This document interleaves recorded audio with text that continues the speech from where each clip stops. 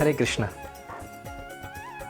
जब भी हम भगवान को प्रार्थनाएं करते हैं तो प्रार्थनाएं क्या होनी चाहिए?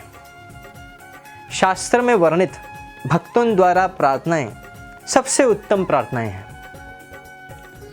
प्रार्थनाओं में हम भगवान के प्रति कृतज्ञता व्यक्त करना बहुत ही आवश्यक है, क्योंकि आप भागवत में जहाँ तहाँ देखेंगे जो भक्तों ने प्रार्थनाएं की हैं उसमें उन्होंने एक कृतज्ञता व्यक्त की है, बहुत ही विनम्र भाव से। तो उसी चीज को हमको पकड़ना चाहिए। विशान महाग्ने पुरुषाद दर्शनात् असत सभाय वनवास कृच्छ्रित मृधे मृधे अनेक महारथास्त्रतो द्रौणीं च स्म हरेरभिरक्षितः। जब कुंती महारानी भगवान कृष्ण से प्रार्थना करती हैं, वो कहती है विशान महाग्ने पुरुषार्थ दर्शनात्, आपने भीम की रक्षा की, उसको विष दिलाना चाहा दुर्योधन ने, आपने उनकी रक्षा की। महाग्ने पुरुषार्थ दर्शनात्, लाक्षागृह में हम जल के खाक होने वाले थे सभी पांडव, फिर भी आपने रक्षा की।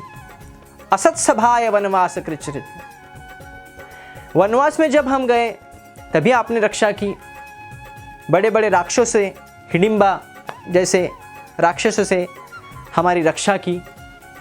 और असत सभाय वनवास कृच्छ्रित, असत सभा, द्रौपदी का जब वस्त्र हरण किया जा रहा था तभी आपने रक्षा की।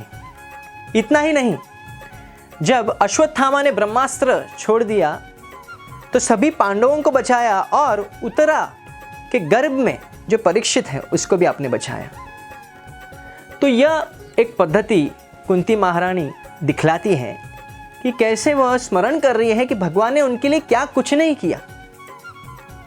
इस तरह हमको भगवान से प्रार्थना करनी चाहिए, और इससे भगवान बहुत प्रसन्न होते हैं कि हाँ, ये जीव, ये जो व्यक्ति है, ये मेरा भक्त जो है, उसे स्मरण है और उसे पता है कि मैं उसके जीवन में कितना मूल्यवान हूँ।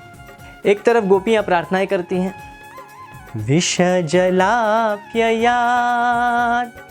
व्याल राक्षसात् वर्षमारुतात् वैद्यतानलात् वृषमयात्मजात् विश्वतो भयात् ऋषभते वयं रक्षिता मुहु।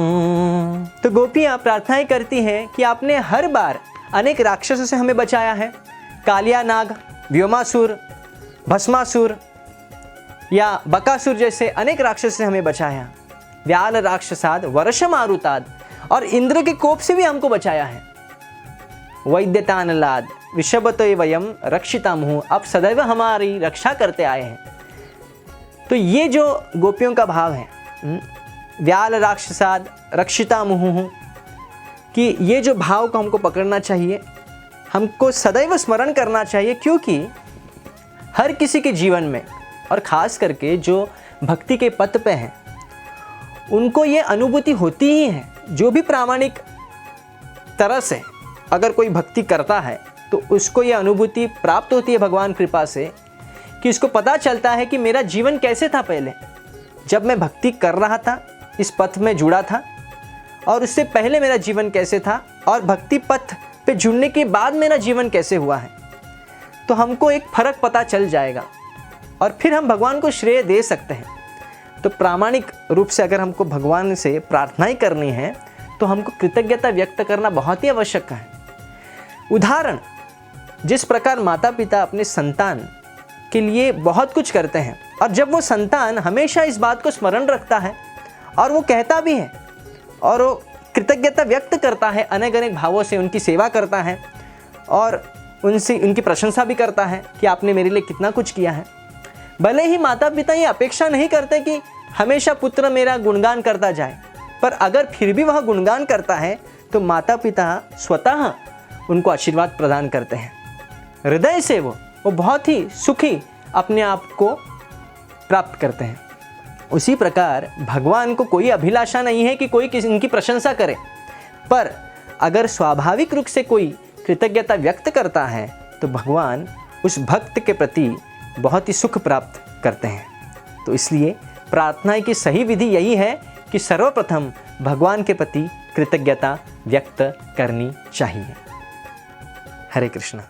ऐसे ही और भक्तिमय कार्यक्रमों के लिए देखिए हरे कृष्णा टेलीविजन। इसे प्राप्त करने के लिए आप अपने केबल अथवा DTH ऑपरेटर से संपर्क करें तथा और अधिक जानकारी के लिए आज ही डायल करें 8767 845 845।